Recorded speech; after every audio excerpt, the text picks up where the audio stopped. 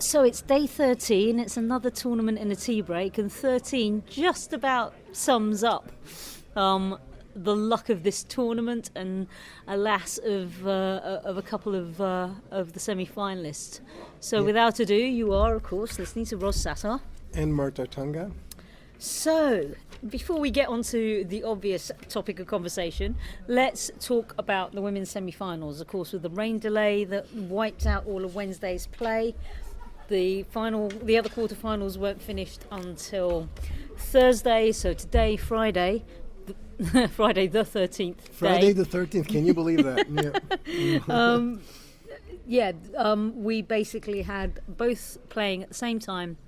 One on Susan Lenglen, that was Barty and Anisimova, and on court Simon Mathieu, Jo Konta and Marketa Vondrousova. From Jo's perspective, I think she'll look back and think that was a semi-final of some missed opportunities. She broke early in the first set, got very, very tight trying to serve it out. Vondrousova came back, and then a very loose game. She squandered 3 set points and then played a very loose game for Vondrousova to break. Vondrousova hadn't really even been, sort of an aggressor at all. Jo had her on the back foot for a lot of that match, so was unlucky to lose that first set. The second set was really tight. Another early break for Jo, another 5-3 trying to serve it out, all went horribly wrong. And then in the tiebreak, it really was one-way traffic. So Konta, 3 semi-finals, yet to win a set in one. But if we look on the positive, she's putting herself in these positions, which isn't a bad thing. No, this is not her most natural surface. So definitely. And also she wasn't. It seems like I would have been depressed for the next 24 hours after a loss like that. But she wasn't that down on herself. No. In the press conference, she saw the positives and she sounded at least like determined to come back and do better in the next tournament. But nonetheless, it was quite devastating the way that the match went. I mean, she, just like you said, she was up 2-love, 30-love, and she let that game get away. But then she still remained up, and then she had 3 set points, and all 3 of them were. I mean, the first one was a wide open from the top of the net forehand swing volley that she botched, and then she hit and she had a very convenient backhand approach. I don't know why she didn't go for the winner anyway with the two-hander. Instead, she tried to slice it and then missed it to the top of the tape. And then on the third one, she frames a return that just falls short. That gives Vondrousova the advantage. So all three set points were, in the sense of the word, sometimes tennis players will say choke or gag, and they were a little bit in that category. And then at 6-5. And I believe she ended up losing it with a double fault, right? The first set. She double faulted it away. Double fault. Then in the second set, she's up 5-3 again, and I believe she had 30-15 in that game, and she made 2 backhand unforced errors in a row and goes down 40-30, and then from there on it came unraveled again and went into a tiebreaker. And ended up losing in a tiebreaker. It's a heartbreaker. It is. Really and the thing with Jo is, that when she comes into press and her voice is low and very, very calm and measured, that tears are not very far away. I mean, you could hear her voice quite scratchy. She gave a lot of praise to Vondrousova. She said that, she asks a lot of questions of you. She really tests you. She reads the game well. And it was a nice touch at the net to go round and give her a hug. So, Yes, it was a very, very, very nice touch. Yeah, I think she'll look back on it and think that this was a great opportunity. But, as she said, I lost a 1 tennis match. I won 5. This is not a disaster. And actually, this has now put her back in the top 20, probably a place where she should comfortably sit and play. Mm-hmm. And it will only help her Wimbledon chances because it'll put her in that second sort of batch of seedings that should make it to the 4th round. Mm-hmm. So it's a good thing for her. But for Vondrousova, I mean, amazing. She was just incredible. The variety that she has at such a young age is a joy to watch. Yes. I love watching her game. Yes, no, I totally agree with you, and also we have to we have to keep in mind that she's a very young player, and and you know when someone who's young and who's actually calm on the court is able to pull a match off like this, I'm not sure that she realizes where she is at this point. Yeah. You know, this is someone who lost in the semifinals of the juniors just 2 years ago, I believe, if not 3 years ago, 2016 or 2016, I believe. She lost in the semifinals on that upper court three that is no longer no longer exists.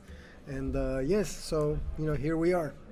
So on the other side, while we were watching Joe, I mean, we thought that we thought Joe's first set was topsy turvy. And then I hear about unfortunately I missed because I could only watch one, and I was on the court actually. So I only got live score updates on the Anisimova match, and people were telling me, my friends were telling me, what are you doing? Go to the other court. And I was like, no, there's a great match here. And they're like, that's even better. You know? Yeah, I mean, Ashley Barty was up 5-love in about 15, maybe 17 minutes. And then Anisimova found her way back. Barty got pretty tight trying to serve out for it. Anisimova comes all the way back, I believe, in the tie-break to take the first set. Second set, Barty is trailing. No. Is Barty trailing? No, that's it. Anisimova was up 3-love, and Barty's like, you know what? Now you're going to get a taste Yes. of what it feels like. And not just 3 games, not 4 games, 6 games, right? She wins 6 games in a row and gets that second set. And then in the second set, I think experience really just pulled her through. Anisimova looked very tearful as soon, at that point. And it's tough for a teen. But Ros, that's actually the normal way. In other words, the younger player, because of her inexperience and days of lacking, this is what should happen more often. We haven't had this enough in this tournament. No. We've had surprises. We've had the younger players with tougher, going through tougher mental challenges. So now, what actually happened to Anisimova there at the end of the third set was perhaps the more so-called normal. Yeah. So we're going to have 2 players with a lot of variety, a lot of different looks on the ball. Can get around the court really well, can use angles really well. This has the makings of actually being a pretty exciting final. Yes, if both players are not, how do I say this, overwhelmed by the occasion, if they both come out, focused and ready to do their task, I think we're going to have a spectacular final. Well, one thing that everybody wanted to be spectacular, but in the end turned out to be rather routine, was Nadal and Federer episode 39. Mm-hmm. I think it's probably fair to say that the first 2 sets were pretty good, but the third set. The second set. Was it for you the second set was the best? Yeah, I thought the second set was the best tennis. In fact, I would go one more step and say third set, Nadal's tennis was stellar. Nadal's tennis was stellar. He really imposed his game on Federer. First set, I'm not so sure. Of course, opinions differ, and you may have thought so. But I thought first set both players were really struggling with the wind, and Federer was struggling more with the wind than Nadal was. He framed, I think, 9 shots or so in the first 7 or 8 games, and he went down quickly. And I actually thought that the strong wind he might handle it better, but no, he definitely handled the wind worse in the first set, and he went down 3-love. Then he came back to 3-2. That was a game he should have won right there. He should have won the first game too, actually, the very first game of the match on the Rafa serve. But he kept on framing shots on big points, and finally ended up losing his 6-3. And I felt, as I said in our talk yesterday, if Federer doesn't win the first set, his chances go down drastically. But they did. But to my surprise, he played a great second set, very good second set, but still couldn't pull it off.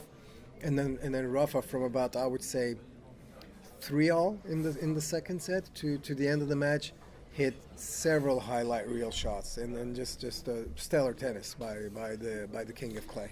But on the flip side, so by the time Djokovic and team took to the court, weather was quite squally. I mean, that first set was, hilarious to watch. The dust was flying up. At one stage, Djokovic had the supervisor out to basically ask at what stage is the wind extreme enough to come off, because he was already down, I think, 3-love. Yes. The team. Yes. Yeah. So. But to be fair, the wind and weather conditions were no worse in Djokovic's match with team than it was in Federer Correct. and Nadal. It just kind of the whole afternoon was just one big crummy, awful, cold, swirly afternoon. So all was going. So team takes the first set, Djokovic takes the second set. And then we get into bizarro land. Yes. We did have one interruption already, right? Yeah, in the second set, a yeah. small one, like 15-minute long. And then, in the middle, so forgive me, I can't remember what the score was in the third set when they came off. It's 3-1 for team now. Okay. Yeah. So basically, they'd had an interruption, they came back, and then there was another real downpour. Off they go. And it's the first time that the covers have come on in the day. So we know that it's going to be a long one. First play was going to be 6:05, then 6:15. Then 6:15, but then the rain stopped around 6:05, right? And they still kept the 6:15 sign. They still kept the covers on. Yep. And the next thing we hear? Well, the next thing we notice, and it's normally a giveaway, so Twitter starts going crazy with Eurosport in various countries reporting that the match has been called.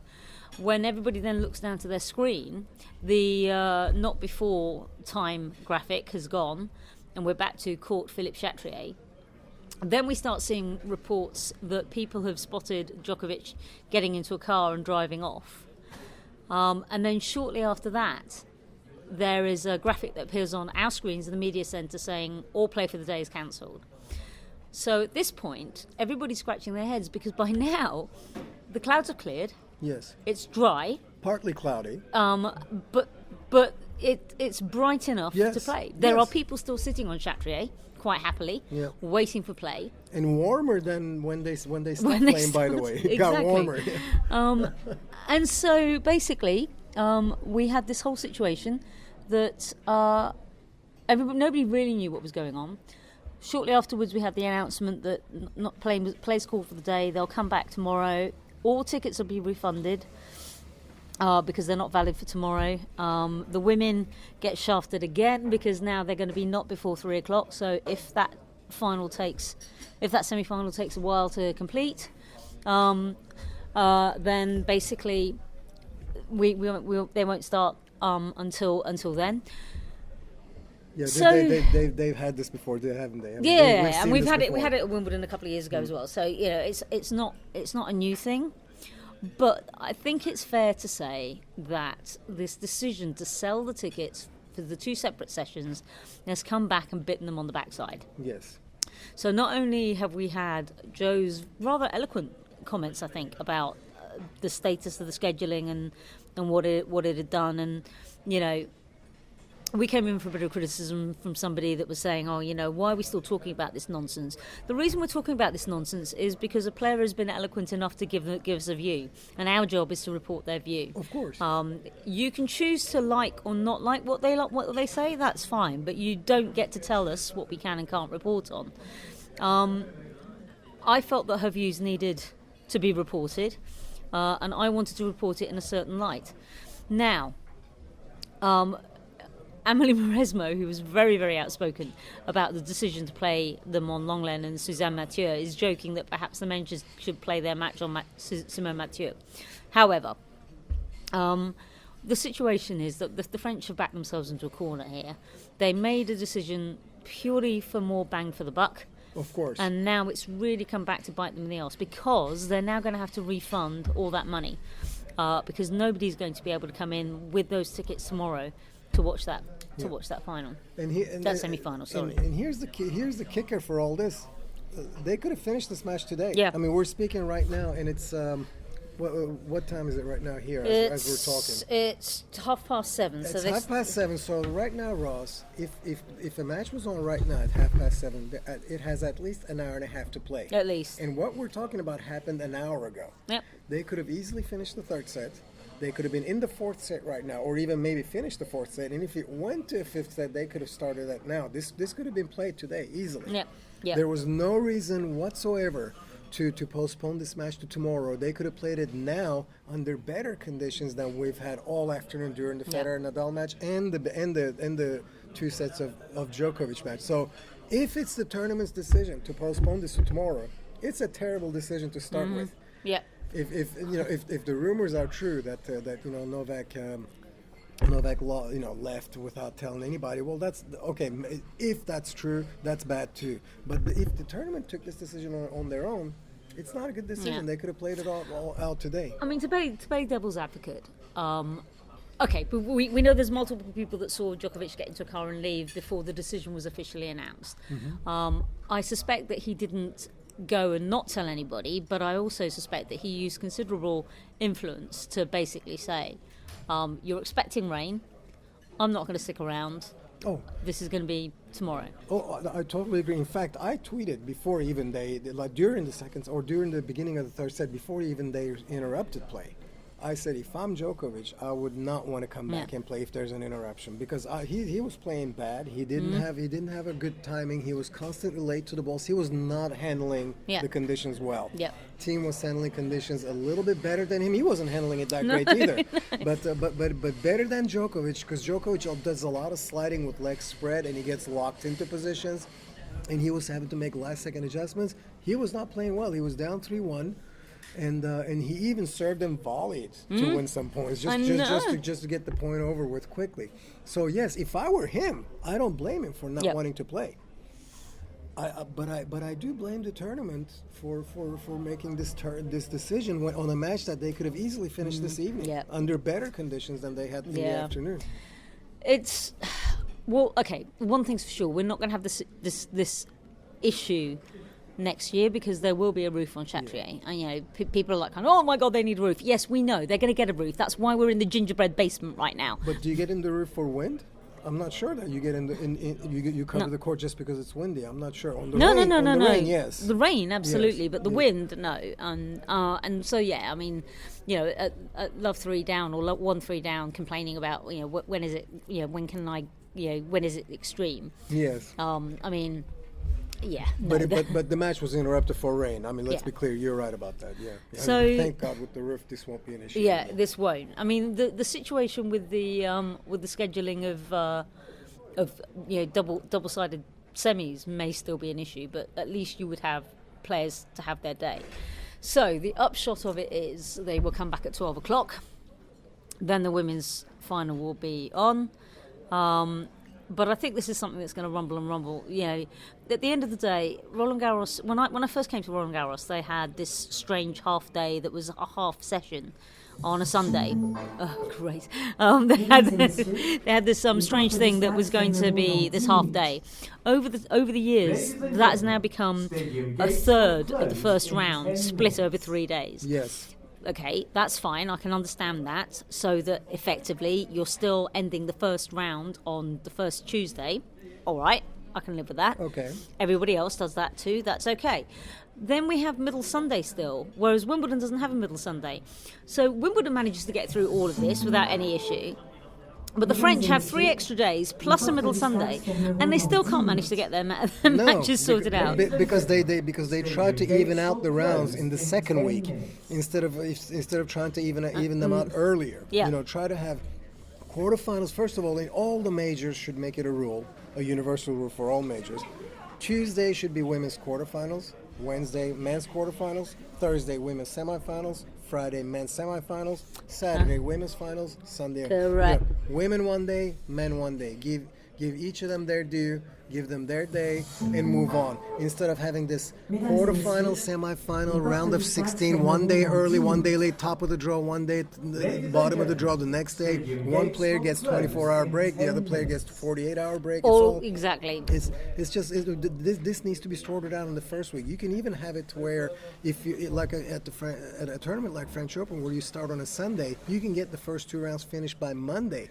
Get the next 2 rounds finished by Tuesday and Wednesday, and on Thursday and Friday, put all the round of fourth. By the time you get the 4th round, you should have everybody on the same page, same round, and then go one day at a time with each draw. I mean, I hate to say that. I think Wimbledon actually have it the closest that it should be. And with Wimbledon, 2 roofs, it's going to be easier to do. Wimbledon gets the second week right. It's the only major that gets the second week right. I cannot believe that this is an issue. I cannot believe that other majors have not done this. And God, I can remember that the first round of the US Open used to go on till Thursday. Yeah, it feels like common sense. Yeah. But no. No.